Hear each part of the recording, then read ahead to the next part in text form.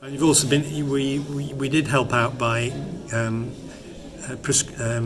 getting involved in a national scheme to give people free mobile phones and data as well. That kind of worked but didn't work. Do you want to talk about that? Yes, so What's it called again? We registered with Hubbub, and they were doing something called the Community Calling Scheme in partnership with O2, where they were distributing donated devices, and in our case we received iPhones along with the data codes to enable the recipients to use them for many months for free.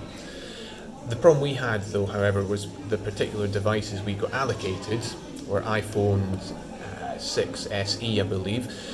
They were very small, probably the smallest model of iPhone to have actually ever been released, with the trend now going towards larger screens, and that made it quite difficult for the demographic that we work with. So obviously older people, they need something that allows them to operate the device, perhaps less accuracy, a larger screen, a larger keyboard. Obviously you want to have a larger display for any visual impairments. And a lot of them found it quite fiddly, and that was the main sort of off-putting part that turned away those who felt that they could get on with the device. There were a few that did take up the devices, though, and are still using them, I'm glad to say. So we'd introduce them to things like speech recognition and using the microphone command and to dictate text messages, Google searches, that sort of thing.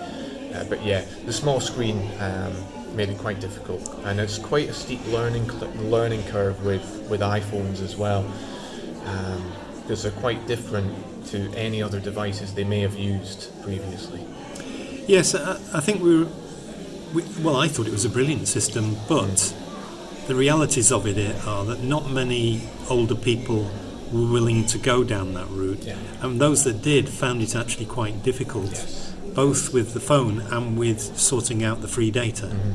So probably we'll put that on hold until we've got something better going on that. Yeah, so I'm still in touch with the organisation, and what we ideally want is to get maybe a distribution of tablets or large Android devices, that sort of thing, as it's easier to teach.